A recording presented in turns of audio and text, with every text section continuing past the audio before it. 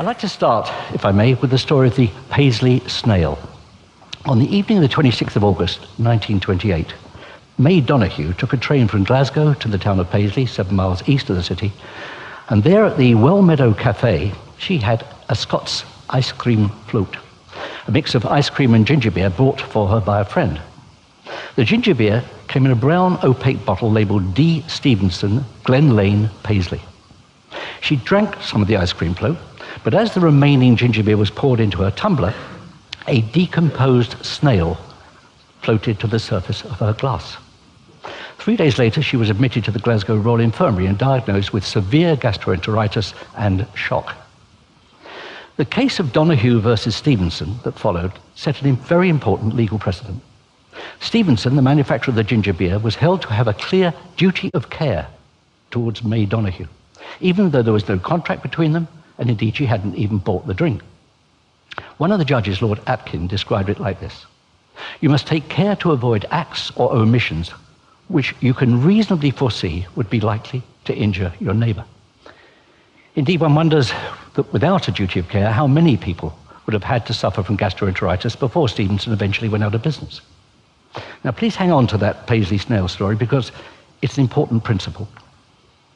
Last year, the Hansard Society, a non-partisan charity which seeks to strengthen parliamentary democracy and encourage greater public involvement in politics, published, alongside their annual audit of political engagement, an additional section devoted entirely to politics and the media. Here are a couple of rather depressing observations from that survey. Tabloid newspapers do not appear to advance the political citizenship of their readers, relative even to those who read no newspapers whatsoever. Tabloid-only readers are twice as likely to agree with a negative view of politics than readers of no newspapers. They're not just less politically engaged, they are consuming media that reinforces their negative evaluation of politics, thereby contributing to a fatalistic and cynical attitude to democracy and their own role within it. Little wonder that the report concluded that, in this respect, the press, particularly the tabloids, appear not to be living up to the importance of their role in our democracy. Now, I doubt if anyone in this room would seriously challenge that view. But if Hansard are right, and they usually are, then we've got a very serious problem on our hands, and it's one that I'd like to spend the next 10 minutes focusing upon.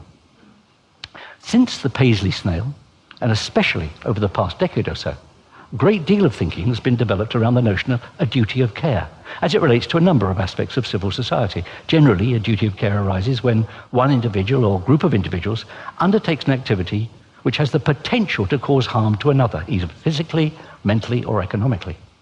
This is principally focused on obvious areas, such as our empathetic response to children and young people, to our service personnel, and to the elderly and infirm. It has seldom, if ever, extended to equally important arguments around the fragility of our present system of government, to the notion that honesty, accuracy, and impartiality are fundamental to the process of building and embedding an informed, participatory democracy.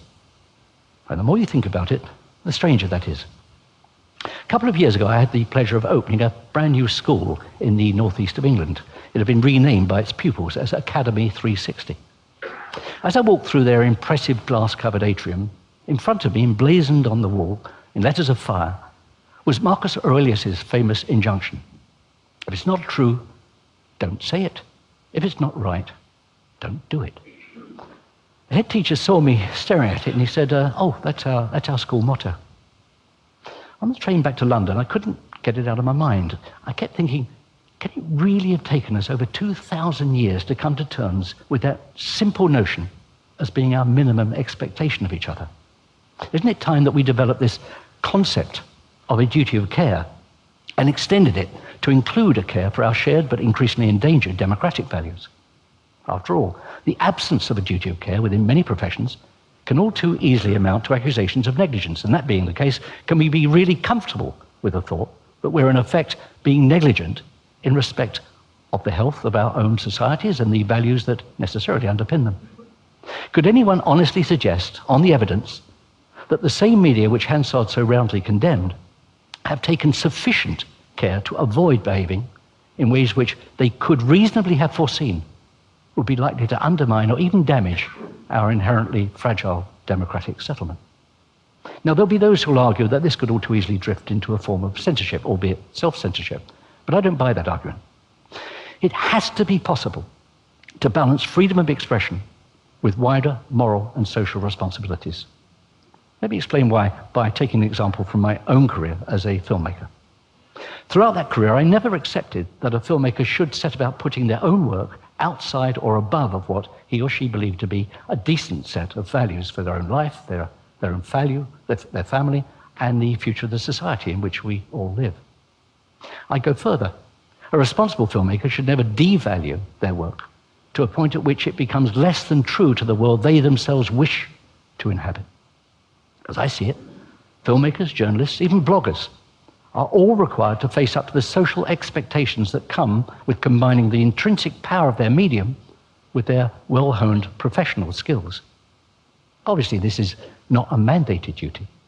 But for the gifted filmmaker and the responsible journalist or even blogger, it strikes me as being utterly inescapable. We should always remember that our notion of individual freedom and its partner, creative freedom, is comparatively new in the history of Western ideas. And for that reason, is often undervalued and can be very quickly undermined. It's a prize easily lost, and once lost, once surrendered, it could prove very, very hard to reclaim. And its first line of defense has to be our own standards, not those enforced on us by a censor or legislation. Our own standards and our own integrity. Our integrity as we deal with those with whom we work, and our own standards as we operate within society. And these standards of ours need to be all of a piece with a sustainable social agenda. They're part of a collective responsibility, the responsibility of the artist or the journalist to deal with the world as it really is. And this, in turn, must go hand in hand with the responsibility of those governing society to also face up to that world and not to be tempted to misappropriate the causes of its ills. Yet, as has become strikingly clear over the last couple of years, such responsibility has to a very great extent been abrogated by large sections of the media. And as a consequence, across the Western world, the oversimplistic policies of the parties of protest and their appeal to a largely disillusioned, older demographic, along with the apathy and obsession with the trivial that typifies at least some of the young, taken together, these and other similarly contemporary aberrations are threatening to squeeze the life out of active, informed debate and engagement. And I stress active.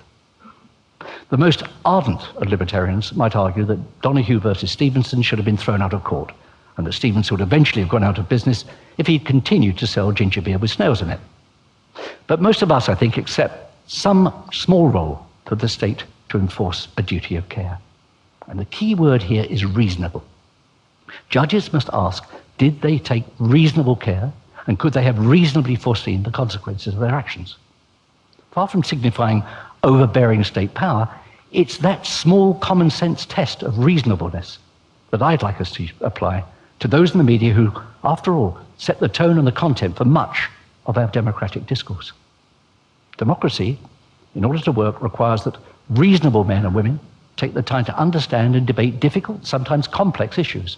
And they do so in an atmosphere which strives for the type of understanding that leads to, if not agreement, then at least a productive and workable compromise. Politics is about choices.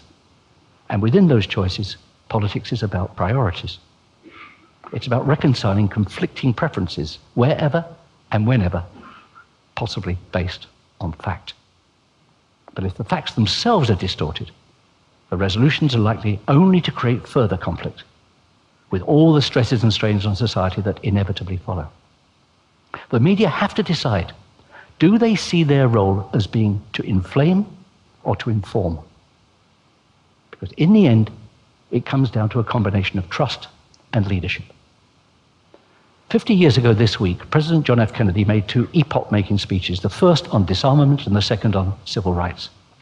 The first led almost immediately to the Nuclear Test Ban Treaty, and the second led to the 1964 Civil Rights Act, both of which represented giant leaps forward. Democracy, well-led and well-informed, can achieve very great things, but there's a precondition.